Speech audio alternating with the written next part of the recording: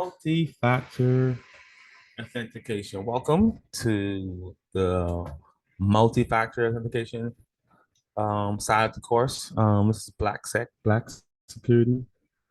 We are a part of Yahweh Tech, and this is a part of a boot camp where we're going through different sets of information that we need to be a factor in the cybersecurity world. We teach a class, teach a boot camp. My next class will be August 1st. Okay, multi-factor authentication, MFA. We've all seen different various versions of this. We've seen authentication apps. We have seen the. Wait, am I muted? Make sure you guys can hear me. Good, good, good.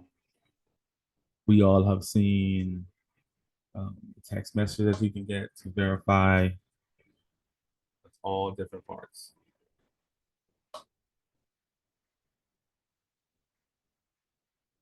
of MFA. Okay, so let's go.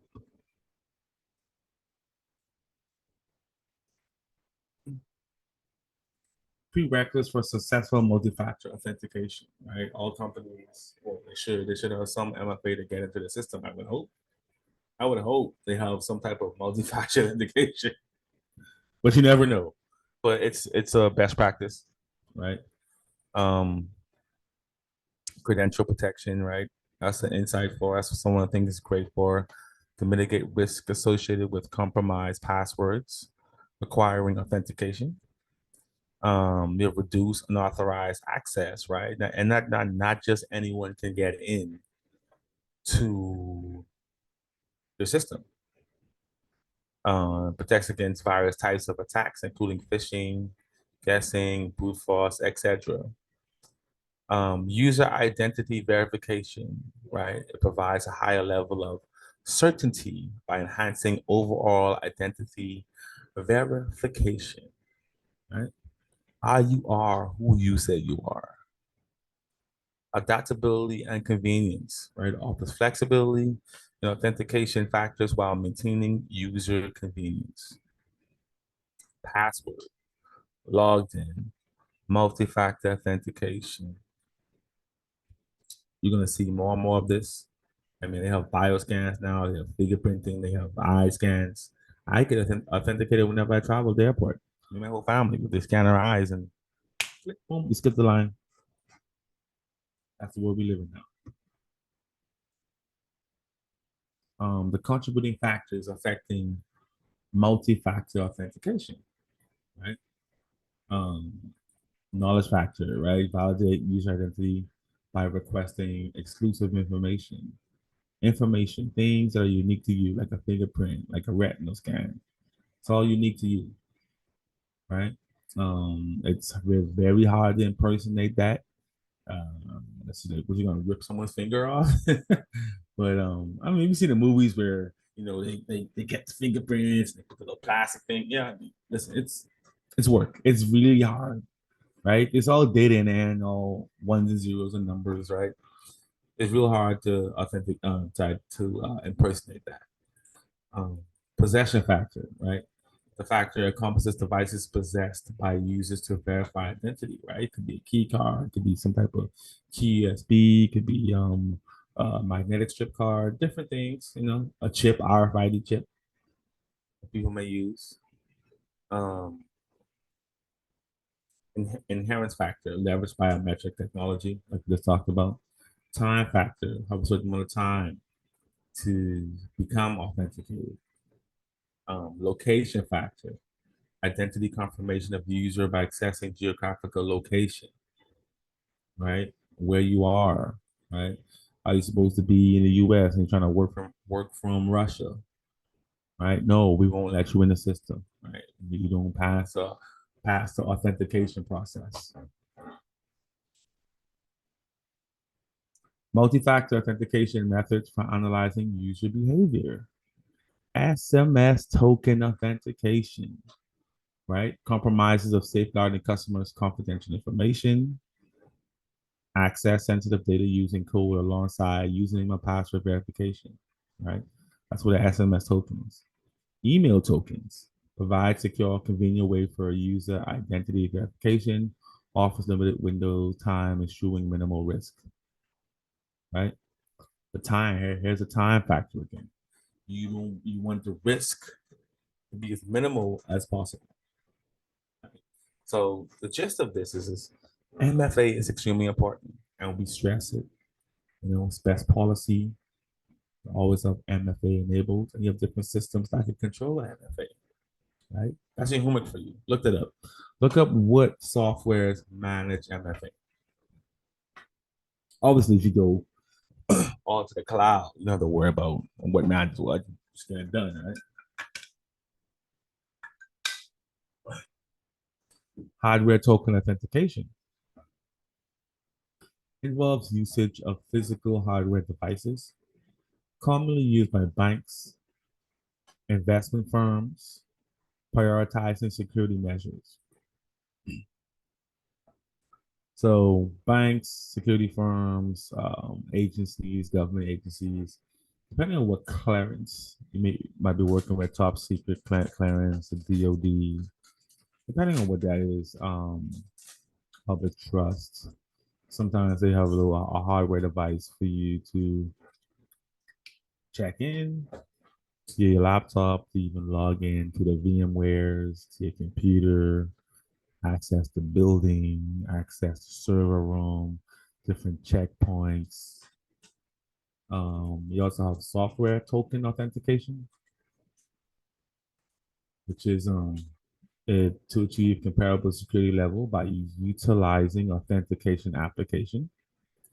Provides um, attaching hardware tokens to a smart device by eliminating an extra dongle, right? Just your phone. Lots of software. A good example of this is like a Tesla or a Rivian truck or car or SUV. Basically, when you walk up to the car, it unlocks if your phone is on you because you're programmed the security system of your vehicle to recognize you by your phone. That's basically what a software, a token authentication is. Um, Multi-factor authentication architectural framework. Um, by using Azure, right? Azure or AWS. I always push for this for MFA when you're working in the cloud, right?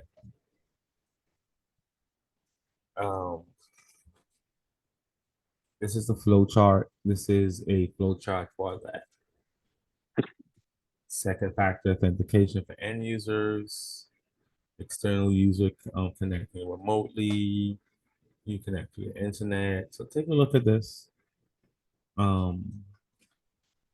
See what's going on here, right?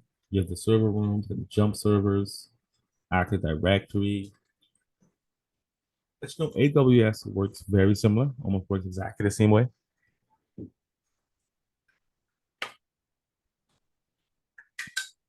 Um, Again, companies' best practices, MFA, right? That's just the world we live in now. Are who you say you are? Are you the person that's supposed to have access to this information and data? So setting up multi-factor authentication process from Microsoft 365.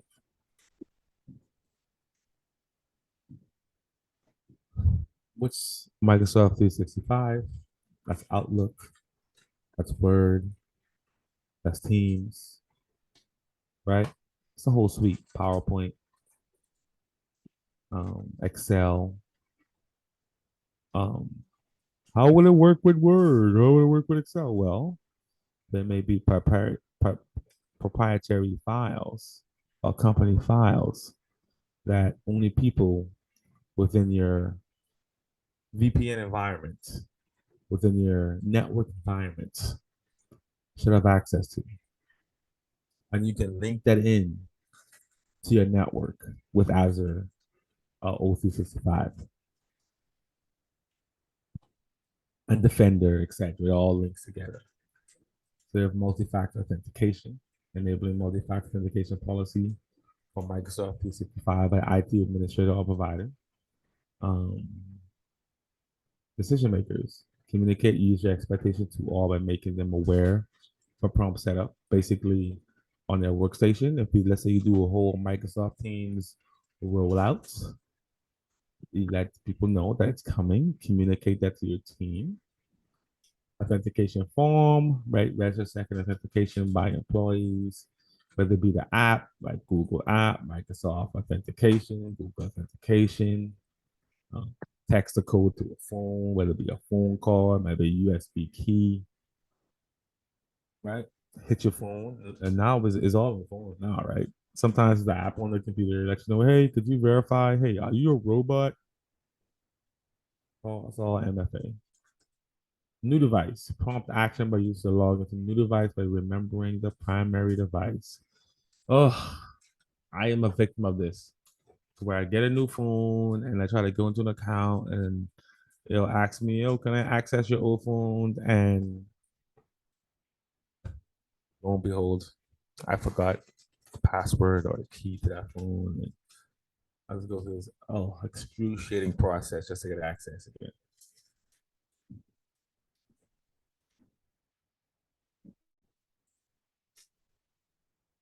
Comparing different multi-factor authentication tokens, right? You have growth drivers, you have opportunities available, right? For growth drivers, you have increased security concerns, regulatory compliance requirements, because there is processes and procedures. That's our next slide. We're going to get into that. Processes, policies, and procedures, guidelines that we have to follow depending on your company, whether it be NIST, HIPAA, PCI requirements. That's why you need MFA. Some companies won't work with you unless your system has MFA. You could be fined if your system doesn't have MFA.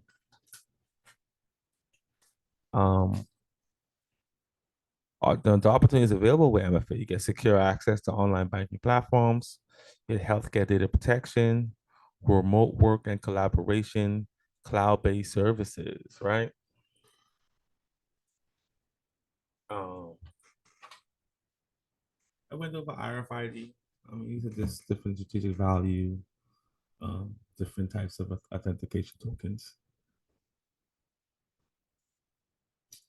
Multi-factor authentication workflow diagram for users, right? Access entry, mobile notifications, and you have a sound, get a push notification.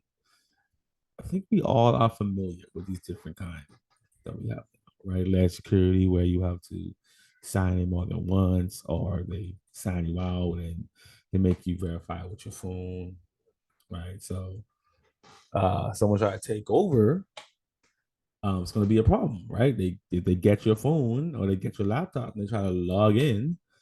Unless they have your phone, they won't be able to get in because it's going to ask them for a code that only you have access to. Um,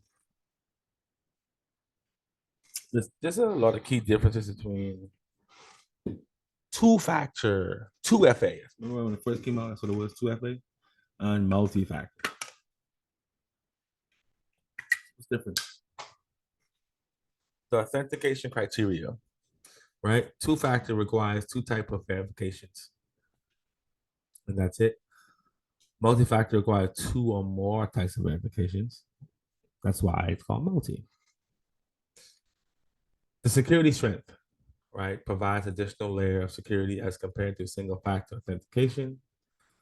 Um, that's 2FA. Multi-factor offers enhanced security due to multiple factors, making it resilient. So obviously, MFA is what you want to go with now today. Implementation complexity.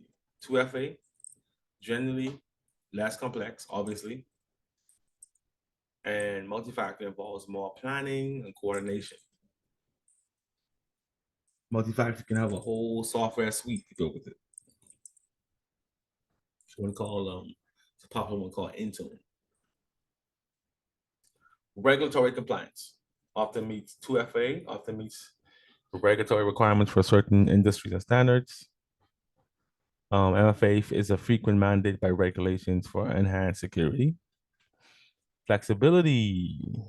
2FA offers some flexibility, but Ember multi-factor gives you way more, obviously.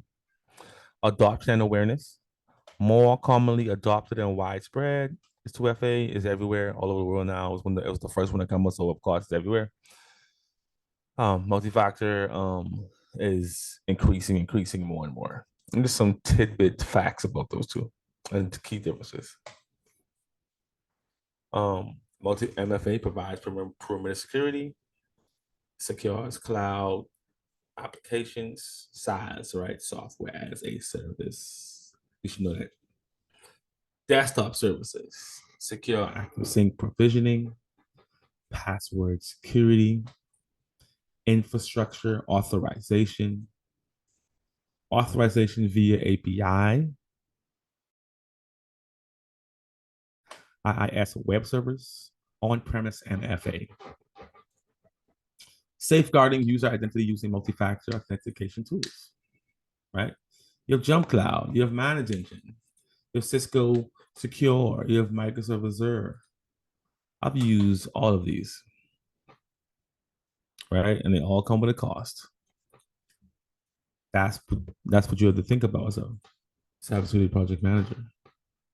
Which one you're going to use? Which one is the best for your environment? Or a consultant, you might just be setting it up for someone.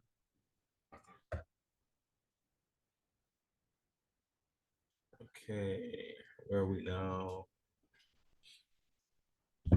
Reinforce multi-factor authentication security for unauthorized use. So it's one of those programs that we just looked at. Let me just go back. Manage Engine, Jump Cloud, right? You're gonna have options to reinforce, to push things further, to require everyone with a cell phone to sign in. It's a requirement now. Like you can't get into our system without this. So this is basically giving you different requirements, right? Detail, multi-factor plan to create optimal balance, configurable authentication factors. The user undergoes authenticated stages based on risk and context factors. So depending on as you go into the system, is this more secure information that we need to keep secure? I might have to help you authenticate again. You might have a whole different account now. You have to use a login, whole different password. Yeah, it's a thing.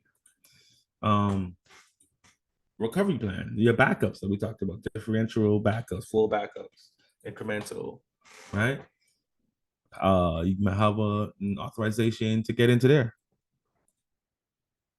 I see where the multi is coming in. OAuth authorization standards, right? That's also different standard protocols for remote authentication, right? So you're gonna have a lot of VMware for places that you work. And you're gonna have different types of authentication again. Multi-factor authentication flowchart for online banking, by connecting online identity, asserted by verification device, right? Represented by right customer. Like this shows how you get in a test. So it's gonna want your token, it's gonna want your authentication. It's basically the flowchart that banks follow. It just is informative. You don't really need to know this. Good to have a visual of what you're dealing with. NSA, right? NSI, National Standards Institute, European Banking Authority, right? You have different organizations that want different rules to do business with them. Quality assurance testing when it comes to multi-factor authentication. right? Offline time-based verification codes, legacy authentication, um, flexible authentication policies, application integration. Basically, again, um, different staff, people that are in control of this. Sometimes they'll be different departments, sometimes it'll be management, sometimes it'll just be you, right? Because again, we have SOAR, we have O365, we have all these not these programs that now can just do all this by themselves. You just go in there and assign people, get their serial numbers, their IMEI numbers, depending on what your system calls for, and you can integrate them into your system. And once it integrates that machine, it can be geo-located, it can be monitored, it can be protected by a security system, and they can only access the system through multi-factor authentication. You remember anything? Remember that right there about this, about MFA. If you didn't hear what I said, then when you're watching this video, if you're the one watching the video clip, go back and let's do it again. Multi-factor authentication, global market dynamics, right?